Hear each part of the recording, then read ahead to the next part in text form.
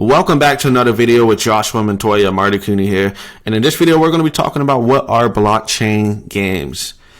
Now, I got this article from Chainlink. This was sent to me from a friend, and I wanted to go over it and really open your mind about blockchain games and why we believe in it so much. As you already been going through the course, you already know that we believe that one of the biggest markets ever is going to be crypto gaming, blockchain games. In the entertainment industry, it's going to be flipped upside down, right?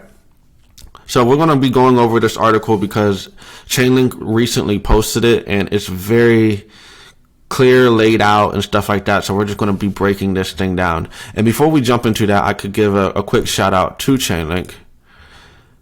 If you don't know about Chainlink, it is a very high utility coin that does a very good job at what it does. And it's also backed by Google. And I believe anything that's backed by Google is probably going to be successful in some way, shape, or form. So just like HBAR.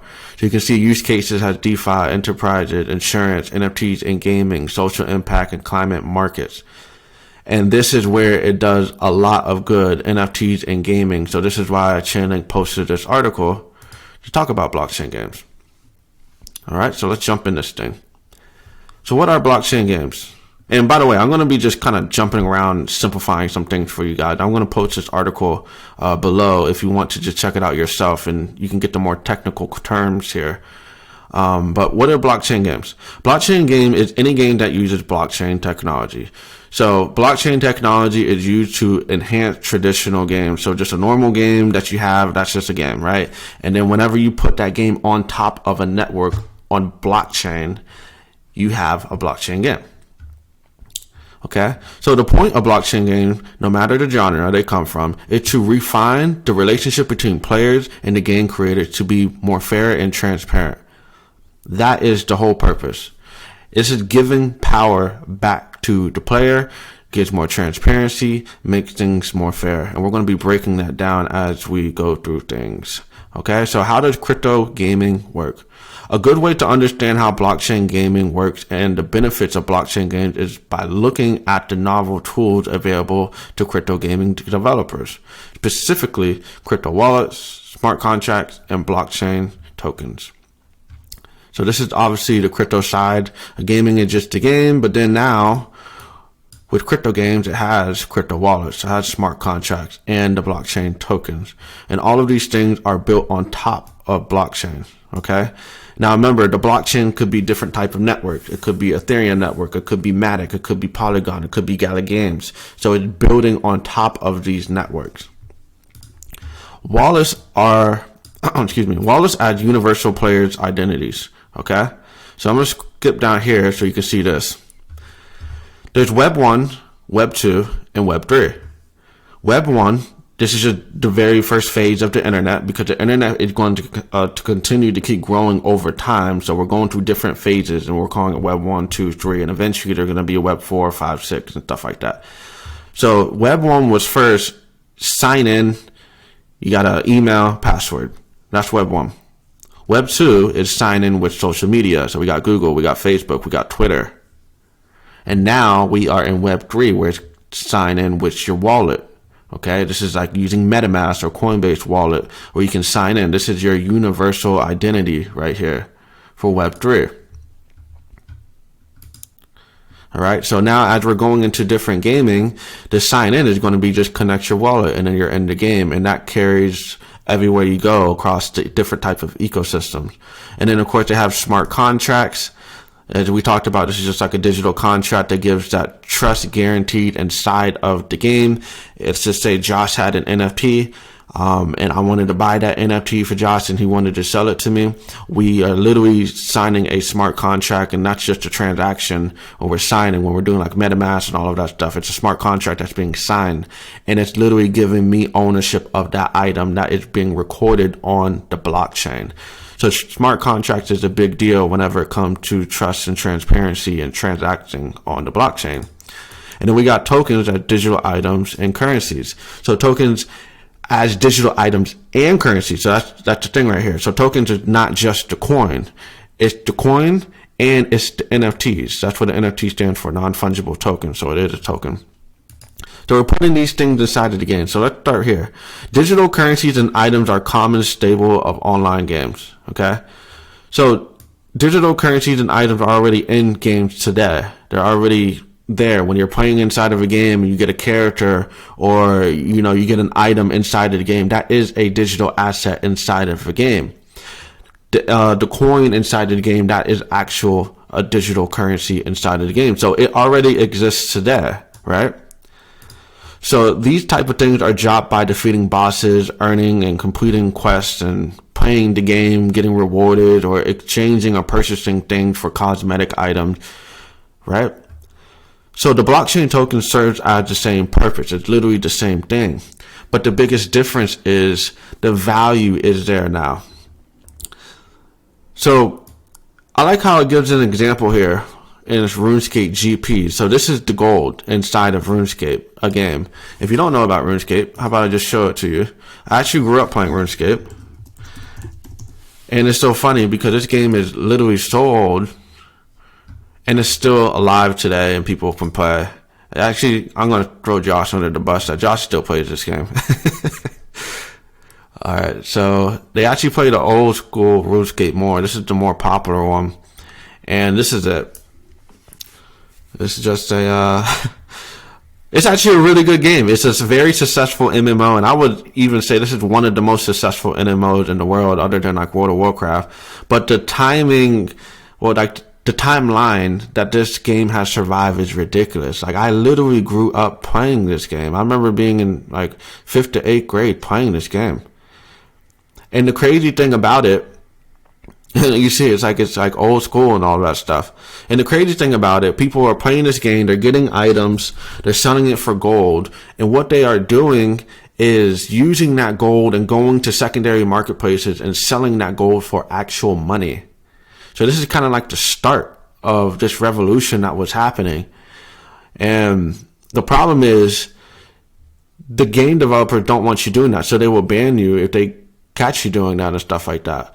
But it's just funny how this game, you can play this game and you can actually make money with it. I remember one time Josh, he messaged me one day and said how he made $7,000 from selling like the gold inside of the game from this.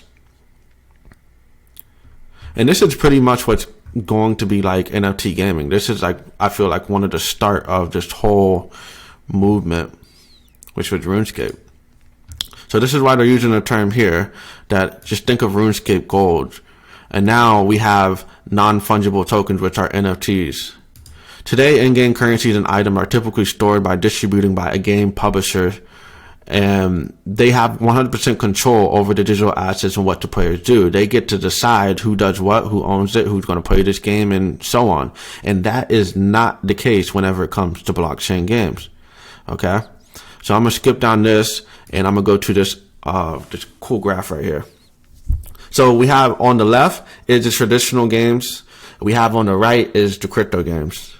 So the traditional game is we have a game publisher that sells digital assets inside of the game. You can think of a loot box. You can think of game items and in-game currencies. Players buy that digital asset with real-world money.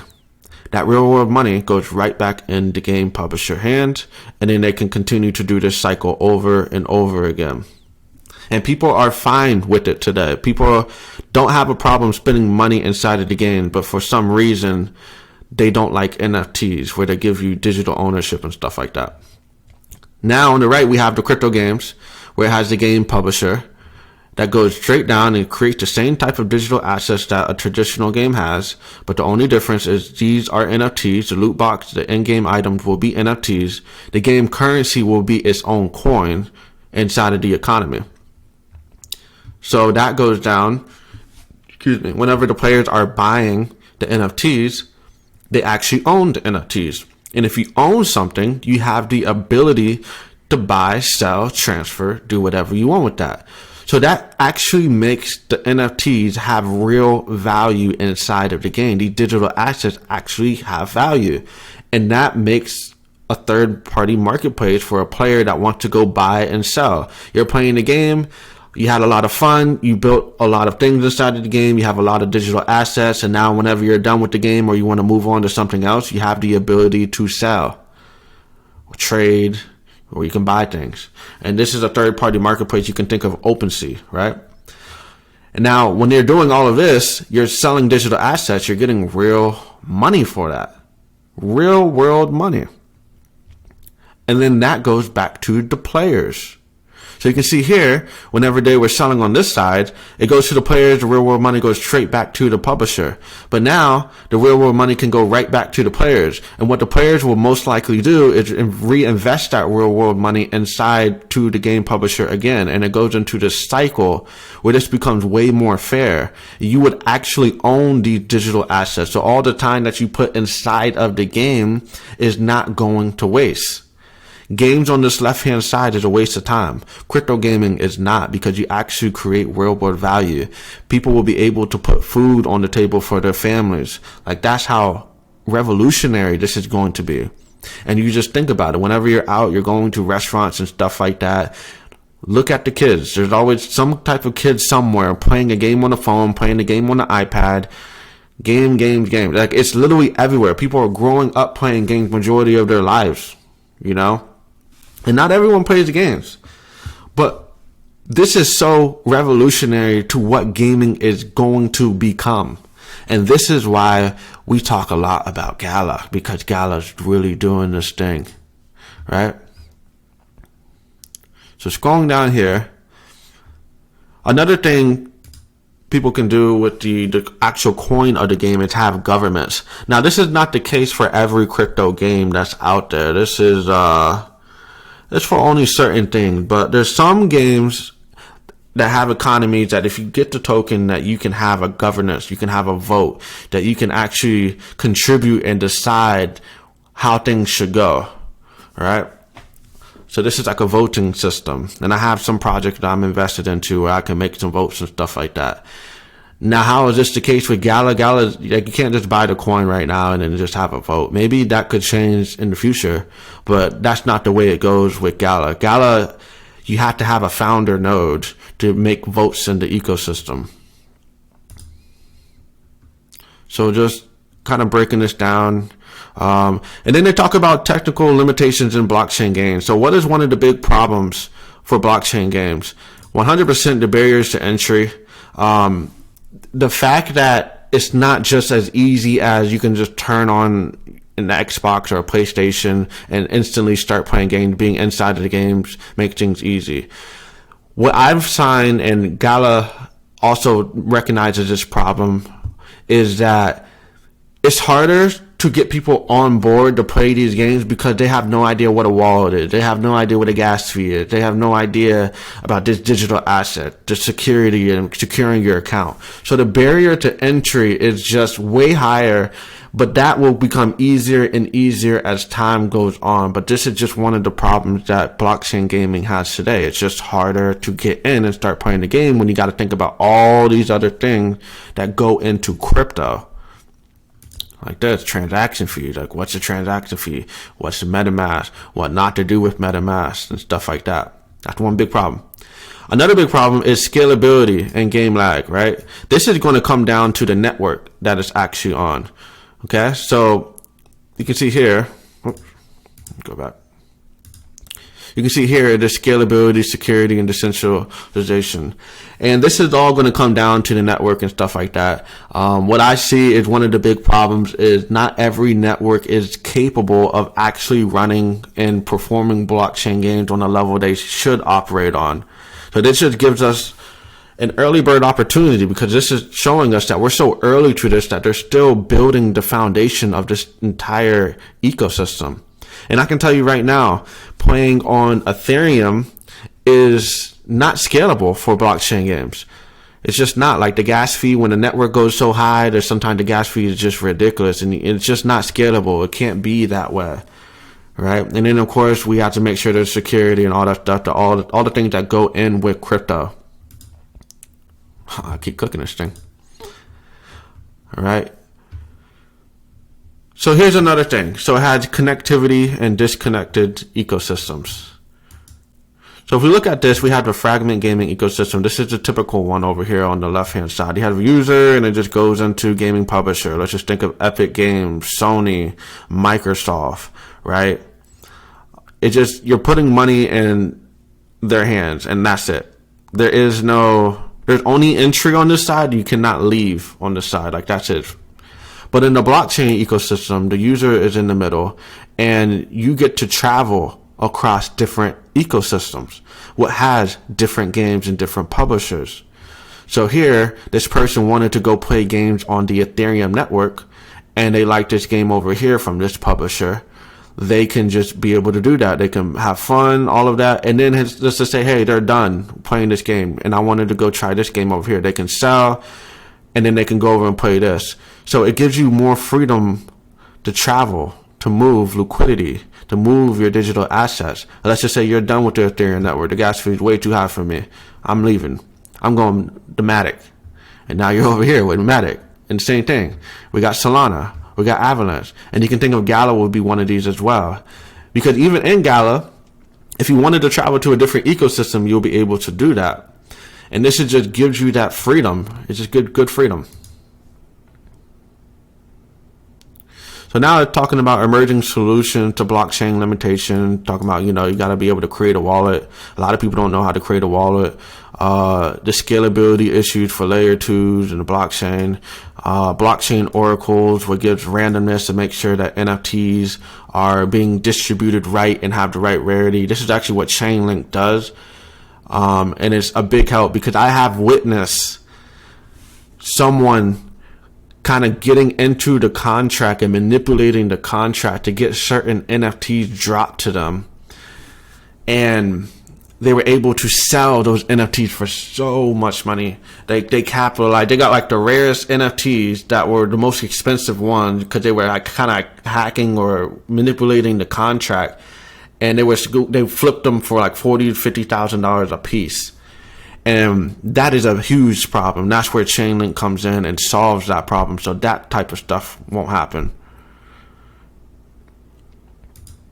So this is a picture of the overall concept of going into different ecosystems. It has like a user, connect their MetaMask. It goes over here. They get to play this game, whatever the case is, and they can just go to different ecosystems and stuff like that. You can see Chainlink is in the middle doing this thing. And this is how it's going to look. You'll see Gala as one of these. You can go to here, you can go to here, you can go to here. Just way more freedom and options. And this is where we're talking about the verified randomness, and this is where Chainlink comes in. Okay? So what we have here is input randomness and output randomness. And Chainlink is used for this. Where, for example, if you have a sword and you're about to attack this player over here, it will help with the randomness of how much damage things are done, a hit and a miss. So let's just say there's a 50% chance of this warrior here striking this enemy. And just that randomness is just being done by the algorithm and putting things out there. And it also helps randomness with NFTs. If we're doing like an NFT project, like for example, Gala has Voxverse. How about I show you Voxverse?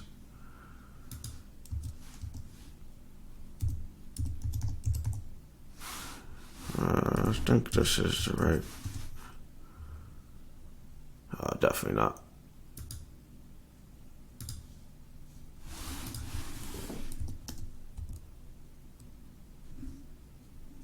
Actually, I remember. Collect Vox.com. I'm about to get scammed out here. Alright, so for example, the trolls here. And they use Chainlink to verify randomness for the trolls. So they're randomly created with different rarities to make them more valuable or less valuable. It's just 100% randomness. And that's what they're using Chainlink for this stuff. So that's pretty cool. So Chainlink is just a very good tool to have whenever it comes to NFTs and blockchain games. It helps with the automation and stuff like that. So this was a really long article. And the main thing, what I want you to get from this whole entire thing is blockchain gaming it has connectivity, it has ownership, and it has empowerment. And this is why it's going to be so revolutionary. There's going to be so many people playing these games, and it's going to become the new full-time job in the future, is what I personally believe, because you'll be able to get paid. You'll be able to create value. If somebody could just play a game versus go to a job where they don't want to be and just actually play a game that they really enjoy and make money for it and put food on the table, they're going to play that game. And we just so happen to be playing games whenever we're young. And yeah, that's just really what it is. It's going to be at a point when it actually is already, where people are going to just be paying their bills in crypto and blockchain gaming and using the app from crypto and stuff like that. That's a real thing. So when people really start realizing that this opportunity is here today, it's going to be crazy. This is the future, and this is why we talk a lot about Gala, because Gala is absolutely the leader of this ecosystem right now. They are not just doing gaming either. I want you to think of everything that we just went through here, and I want you to think of it for music. I want you to think of it for films. You know, how's the music industry? Does a label put a song out that they own majority of the rights, and it barely goes to the artist? The artist literally pretty much sold all their rights and everything at a young age, and they barely get anything, and now the label's capitalizing off of the artist. That's a big problem in music. But now it could be something on another side. It has a label that gives out the artist stuff. The artist gets a bigger cut. The artist is more connected with the fans. The fans can buy the song as NFTs and start to get rewarded for it.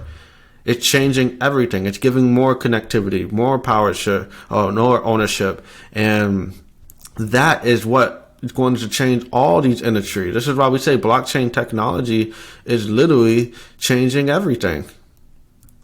And don't forget films. Eventually, the ebook industry is going to be changed. So this is why we're in a perfect opportunity today to actually start learning, see which one of these are going to be the winners, and position ourselves correctly. So we went through a lot here. I hope you got a lot of value out of this training. I'm going to leave the link below if you want to go through and read this whole entire thing to have more of a technical perspective of it. And we'll see you in the next one.